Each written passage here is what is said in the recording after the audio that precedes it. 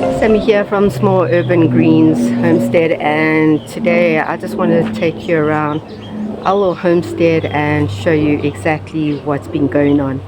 So we are in early spring and there is a lot of plants that has woken up. So first what I want to show you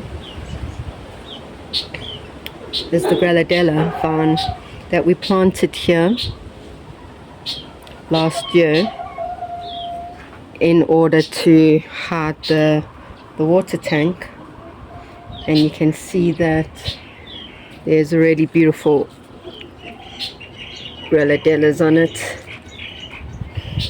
and the flowers aren't open at the moment. They were open last night, but they will open later on. It's just a little bit too hot. I can show you one right here. And then over here we have the guava villa vine.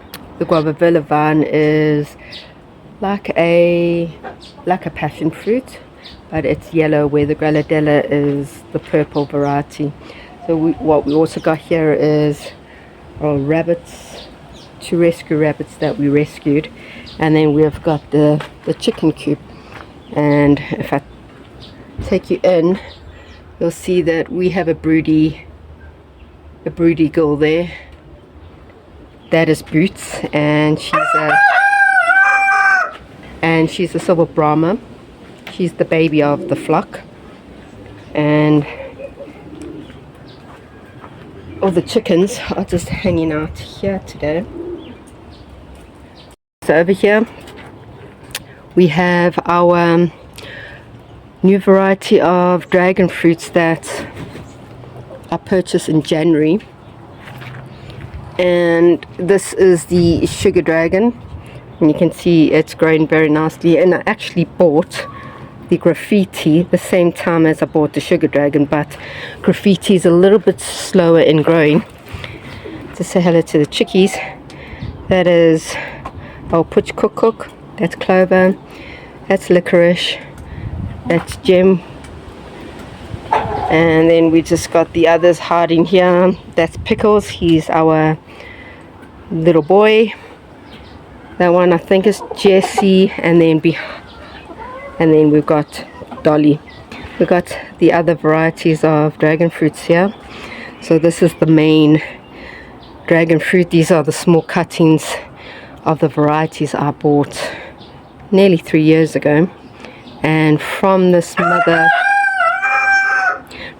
plant I have gone and created 2 more, the white Vietnamese, the ruby red, and I've given a lot away.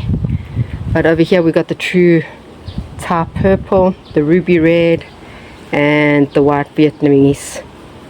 So that is the dragon fruits. And then over here we got our compost bins. We've taken all the good compost out, and this is now just all the leaves from winter that is trying to break down. Got to give it a nice water in again. Then just swing over here our homemade chicken coop, which we will be extending. We have gone and incubated some of the eggs from our girls. We've got a few different varieties, but our male is a black Brahma, beautiful. So we'll just see. Today is actually hatch day, and we are just preparing. So the coop is now getting too small for 7 chickens. We're going to be extending this piece, take the 1 rabbit hatch away, and just extend this portion.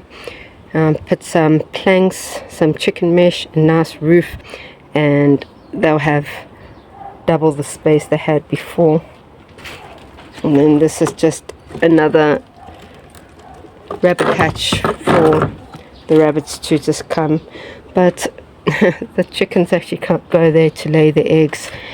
And I haven't checked if we got any eggs today, and it doesn't actually look like we've got eggs because we have a broody hen. But there you go, got 3 beautiful eggs today. And funny enough, when one lays the eggs in a certain place, they all do. And we'll just go to the other side. of the Homestead. And that's Mickey, and he's been rolling around in some soil. Hey Mickey. Okay, so over here we've got our berry alley, so might as well just start here.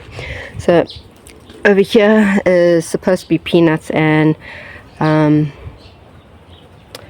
yeah, what I can say is that I've never ever grown peanuts before, and I did it wrong. I forgot to take the shell off. I didn't know you had to. Logic says to take the shell off, but I didn't. So yeah, I don't think they're going to be growing, so I might use the container for something else, but no peanuts this year. So there we go, and check the other plants out. So we bought this English gooseberry plant, and it's actually grown very nicely. I think this is the young berry, and we know that's a creeper. And I told you guys the story that it was vining the whole way there, and I just gave it a bit of trim, accidentally cut the wrong vine, and that was the loop for the whole thing, and so I've lost half my vine there. But it is growing back very nicely, and it will definitely take over this trellis again. But it's grown really nicely. I'm very happy with it. So that's a young berry. These are our 2 raspberries, and if you guys didn't watch a previous video of how I actually amended the soil just before spring, it was like late winter, and how I mulched it and gave it some fertilizer, go and give that a watch, because it was definitely worth doing it. This was so sad last year, and this year it's looking absolutely amazing since I've done the mulching and the fertilizing. So over here we've got our blueberries, and I have to say that after doing the mulch and just giving it some fertilizing pellets and just looking after it, it has absolutely taken off. This variety is the late harvest, and you can see that I've already got beautiful blueberries forming, and it's just grown like that's a whole new stem that's just grown there. I'll quickly give you a rundown of what we did. Is that we have some wood chips on top, and then underneath it's like spag moss. We took a layer of spag moss out and just put some fertilizing pellets, gave it fresh spag moss that we soaked for a few hours, gave it about a layer or 2, threw back the mulch, and then 2 weeks after that gave it some liquid fertilizer, and check how green they are. They're just looking so happy. Then we just come here to the blueberries. This is the 4 legacy blueberries, and you can see they're already flowering. So this is the early season variety, and I just have blueberries everywhere. Like every single branch that you see has blueberries. So super excited about that, because I've never seen so much blueberries. And then I come to the mid-season variety, and it has a whole bunch of blueberries all over it. And so this plant has just taken off, and how beautiful is that, guys? We've actually put a little bit of a trellis here, and we are going to be getting I think it's a blackberry. We're going to put it in there. Maybe I'll get pots, I'm not sure. And it can trellis all the way up, because apparently blackberries like a trellis, so that's what I've heard. Over here we do have my curry tree, and then on this wall got a whole bunch of orchids that we have just planted. It's just something new and something different, and just makes it look beautiful. This one's already flowered.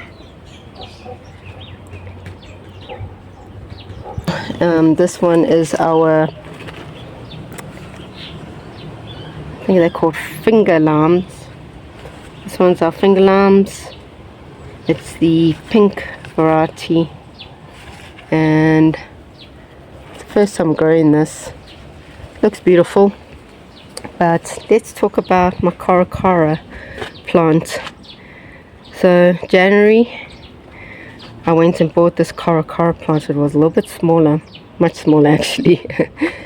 And I bought it because when I went to Cyprus, on the road they actually had some caracara trees and normal orange trees and lime trees and lemon trees, and you just pick the fruits while you're walking on the road. And I went to go and grab some like bags full and cut it open, and was this blood orange color, and it tastes absolutely amazing. When I came back to South Africa, I grabbed myself a caracara, and it flowered, and it has baby oranges already. Let's check these little baby oranges.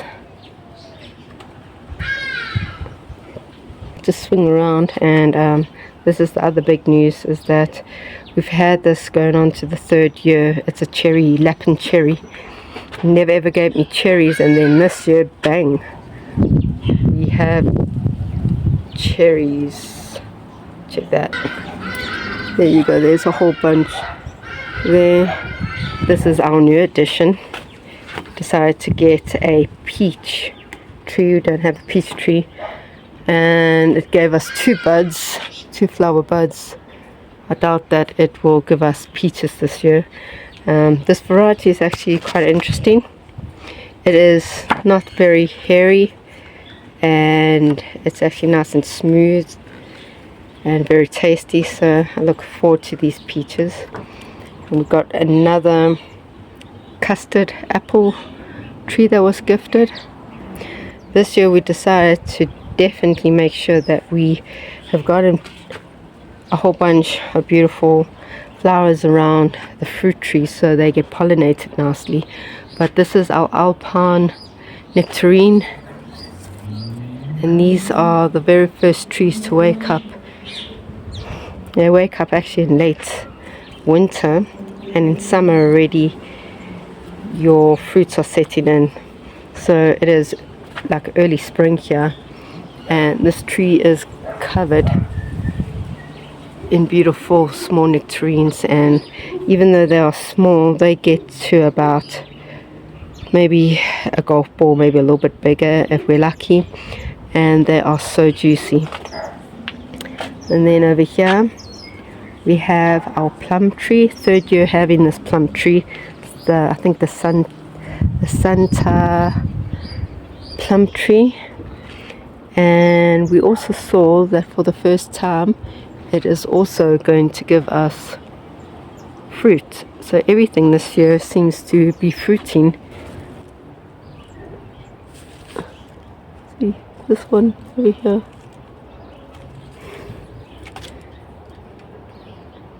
The baby plum.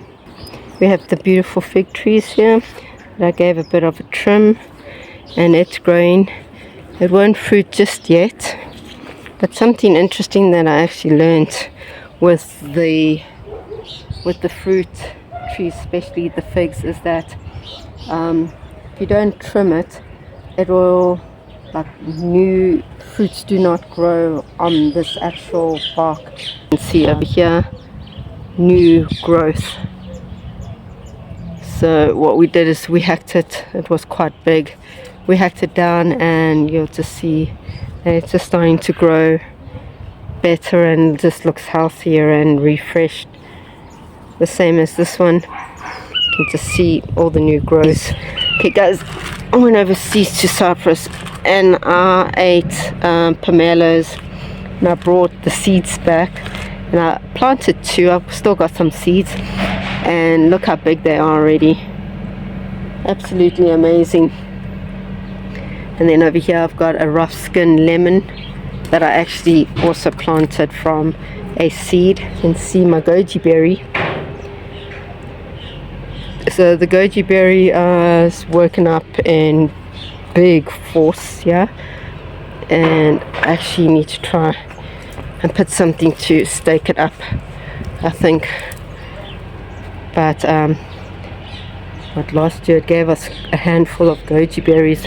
I think this year I'm going to actually get even more goji berries, and I enjoy putting that in like some cereal or in some yogurt. I do dry them. I do prefer them dried than fresh. Check my corn out. Absolutely beautiful corn. So I decided to plant it early so that I didn't miss the window period. And look at that.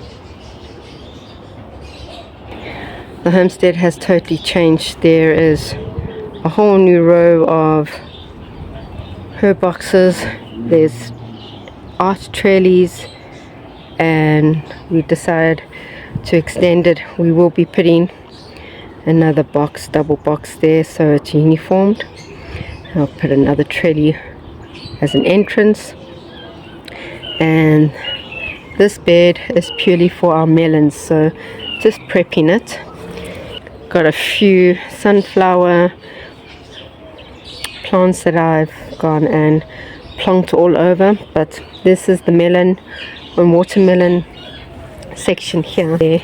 But these two beds are purely dedicated to kale, bok choy and spinach, mostly used for our animals as well. But check how massive, it's like I've just done a huge harvest, and check how big the spinach leaves are. It's like huge. I think we're just feeding them really good stuff. And then over here we've got my Maya lemon tree that I actually grew from seed, and pretty chuffed. And over here, so I've got some, as I said, some sunflowers, and it's only because it attracted so much bees, so I decided to put them literally over there and over there, one over there, and I think I've got another one somewhere there. But these are my chilies and my pepper beds, and I did decide to plant a whole bunch of flowers in between, and it's looking great. I somehow managed to get a corn seed in this bed, so I just have to obviously transfer that somewhere else. Yeah, just want to show you guys something as well. What I've added is I've added these little domes, and I've got a whole bunch of regular worms in this bed and the other beds, and I just topped this up with some scraps, put the lid back on, and it just breaks down there. But this is another bed for chilies and peppers, and then I've got some lavender and this creeping rose, which is beautiful, and it'll just go all the way around. It's actually done quite a lot of growing since I put it in here. And then over here I've got the peas and bean bed, and this bed I think is the bed that's taken off. It's actually showing off at the moment. Yeah, so this is the sugar snap climbers, and I didn't actually notice this, but it's actually got peas already. Check at this, like such small little peas. This one's also got a pea, and then down here I've got a few also. I just need to trellis this properly. And then I've got some, what are these? These are the Botella bush beans. So these ones over here, you can see they are shorter and they're more bushy, as well as the green feast peas. They are also a bush variety. They actually got these most amazing flowers on them, like really stunning black and white flowers. In this bed we've got another rose bush, and this is purely for our cabbage and broccoli, cauliflower. They're still in the hothouse growing, so just need to wait patiently for it to grow so we can put them in the ground. But over here we got a pomegranate tree, and this pomegranate tree didn't give us anything last year. There's a flower here, so we'll just have to see how it goes this year, if it gives us a fruit. But over here this tree is basically just doubled, and I'm hoping we get more than 3 fruits this year from it. And then this is the new addition that we did last week. I just went and put another arch there and a smaller box so that I can walk this side as well as in there, and then come across my cabbage. I've never ever grown cabbage before, and I have to say that I am absolutely amazed by the cabbage this year. I don't know what to actually expect, if this is supposed to go more round and give me a ball inside, or if this is it, but I'm just leaving it to do its thing. In that bed we're prepping is for my tomatoes, and I think I might put tomatoes in here with some brinjals. I'm not really sure, but I'm just slowly starting to fill it up, and then we'll put some compost. And this bed, it might look a bit sad right now because I've just transferred that plant out of the box there, so it's taken a bit of a hit. It's a flower, but we've got the bay, and this is basically the herb box. So I have things like thyme and rosemary and oregano and creeping thyme, and so we will be adding loads more to this bed. It will start picking up. Some sad news is that our grelladilla from last year, if you remember, this whole trellis was, you couldn't even see the wall. Unfortunately winter came and our grelladilla died off, absolutely got hammered, you can see, and we just kept it in, just cut all the branches off because it's a sad affair. But then I replaced it with a guavabilla, and it took a really bad hitting with the transfer, but it's taken off now. Brand new leaves starting to come out. Before you know it, it'll just take over this whole trellis. So if you guys want some ideas of how to actually trellis this, what we did is that we've just got a metal steel frame that we just bought, made some holes and ran some galvanized steel thread around it. The red grape tree has come back and it's so beautiful. I'm really hoping that we get grapes this year. I've got a funny feeling we might. Everything seems to be giving us some fruit, but you can see that all the branches are alive and we're getting new branches here, and it just looks absolutely amazing. So this variety is the crimson seedless. Once again, from summer to winter and now back into spring, going into summer, we finally can get into the homestead and actually start planting and prepping things, and I'm just super excited about everything. So thank you for coming along this journey with us, me showing you exactly what's been happening at the homestead in mid-spring, and just can't wait for everything to wake up. So if you guys enjoyed this video, please give it a like, subscribe, and I'll see you in the next video.